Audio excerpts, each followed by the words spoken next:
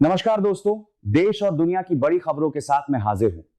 आज की इस रिपोर्ट में हम बात करेंगे दो ऐसी खबरों की जिन्होंने राजनीतिक गलियारों से लेकर सोशल मीडिया तक हलचल मचा दी है। तो वीडियो को अंत तक जरूर देखिए क्योंकि दोनों खबरों में कई ऐसे खुलासे हैं जो आपको चौंका सकते हैं।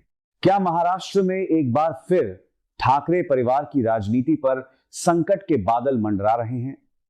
क्या शिवसेना यूबीटी के भीतर फिर से टूट की आहट सुनाई दे रही है? और दूसरी तरफ बिहार में एक ऐसे विवाद ने नया मोड़ ले लिया है जिसने शिक्षा जगत से लेकर राजनीति तक हलचल मचा दी है। आइए जानते हैं दोनों बड़ी खबरों की पूरी कहानी विस्तार से। महाराष्ट्र की राजनीति में इन दिनों एक बार फिर उथल पुथल की चर्चा तेज हो गई है।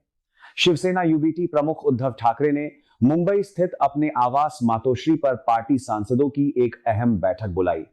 यह बैठक ऐसे समय में हुई जब राज्य की राजनीति में कथित ऑपरेशन टाइगर को लेकर चर्चाएं जोरों पर हैं। राजनीतिक गलियारों में लगातार ये अटकलें लगाई जा रही हैं कि शिवसेना यूबीटी के कुछ सांसद उप मुख्यमंत्री एकनाथ शिंदे के संपर्क में हैं और आने वाले समय में पार्टी को एक और बड़ा झटका लग सकता है। यही वजह है कि उद्धव ठाकरे ने सभी सांसदों को एक साथ बुलाकर पार्टी की स्थिति का जायजा लेने और आगे की रणनीति पर चर्चा करने का फैसला किया। पार्टी सूत्रों के मुताबिक इस बैठक का उद्देश्य संगठनात्मक समीक्षा और मौजूदा राजनीतिक हालात पर चर्चा करना था। हालांकि बैठक के समय और इसके पीछे की परिस्थितियों ने इसे बेहद महत्वपूर्ण बना दिया।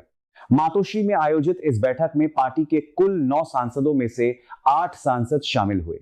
राज्यसभा सांसद संजय राउत भी बैठक में मौजूद रहे। इनमें से 4 सांसद व्यक्तिगत रूप से बैठक में पहुंचे जबकि 4 सांसद ऑनलाइन माध्यम से जुड़े। बैठक में अरविंद सावंत, अनिल देसाई, राजा भाऊ वाजे और संजय दीना पाटिल मौजूद रहे।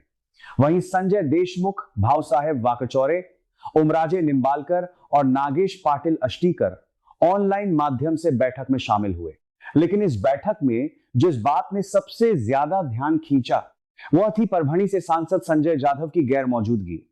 संजय जाधव न केवल इस महत्वपूर्ण बैठक से दूर रहे बल्कि हाल के कई पार्टी कार्यक्रमों में भी नजर नहीं आए। उनकी अनुपस्थिति ने राजनीतिक चर्चाओं को और हवा दे दी। राजनीतिक विश्लेषकों का मानना है कि ऐसे समय में जब पार्टी के भीतर टूट और बगावत की चर्चाएं चल रही हों, किसी वरिष्ठ सांसद का बैठक में शामिल न होना कई सवाल खड़े करता है। हालांकि पार्टी नेतृत्व ने इसे सामान्य स्थिति बताते हुए ज्यादा महत्व नहीं दिया, लेकिन राजनीतिक पर्यवेक्षक इसे आने वाले दिनों के बड़े घटनाक्रम से जोड़कर देख रहे हैं। गौरतलब है कि शिवसेना पहले ही एक बड़े विभाजन का सामना कर चुकी है।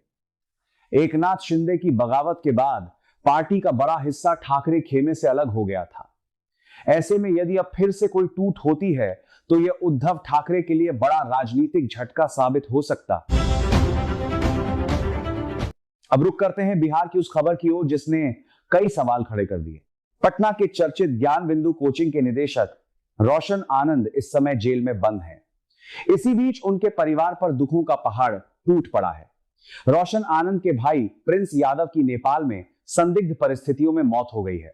प्रिंस यादव का शव नेपाल के विराटनगर स्थित एक होटल में मिला। शुरुआती जानकारी के अनुसार उनकी मौत सामान्य नहीं मानी जा रही है और मामले को बेहद संदिग्ध माना जा रहा है। दरअसल हाल ही में खान सर की कोचिंग के बाहर हुई फायरिंग और तोड़फोड़ की घटना के बाद दर्ज प्राथमिकी में प्रिंस यादव का नाम भी सामने आया था। इसके बाद से वो नेपाल में रह रहे थे। बताया जा रहा है कि प्रिंस यादव अपने कुछ दोस्तों के साथ नेपाल में ठहरे हुए थे, लेकिन अचानक उनकी मौत की खबर सामने आने के बाद कई तरह की आशंकाएं जन्म लेने लगी हैं। सूत्रों के अनुसार प्रिंस यादव के शरीर पर चोट के निशान पाए गए हैं। खासतौर पर उनकी आंख के पास चोट के संकेत मिले हैं। इसके अलावा उनके शरीर में जहर मिलने की भी बात सामने आ रही है। हालांकि इसकी आधिकारिक पुष्टि जांच पूरी होने के बाद ही हो सकेगी। इस पूरे मामले ने कई सवाल खड़े कर दिए हैं। क्या यह एक सामान्य मौत है? क्या इसके पीछे कोई साजिश है या फिर मामला किसी पुराने विवाद से जुड़ा हुआ है? इन सभी सवालों के जवाब फिलहाल जांच एजेंसियां तलाश रही हैं। नेपाल पुलिस ने मामले की गंभीरता को देखते हुए जांच शुरू कर दी है। घटना के समय प्रिंस यादव के साथ मौजूद लोगों को पूछताछ के लिए हिरासत में लिया गया है।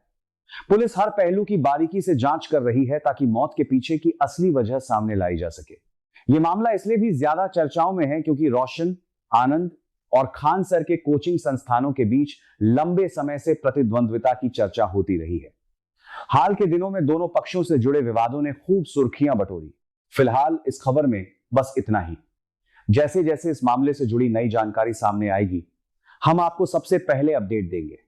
वीडियो पसंद आया हो तो लाइक करें, चैनल पर नए हैं तो सब्सक्राइब करना ना भूलें और अपनी राय कमेंट करके जरूर बताएं। धन्यवाद।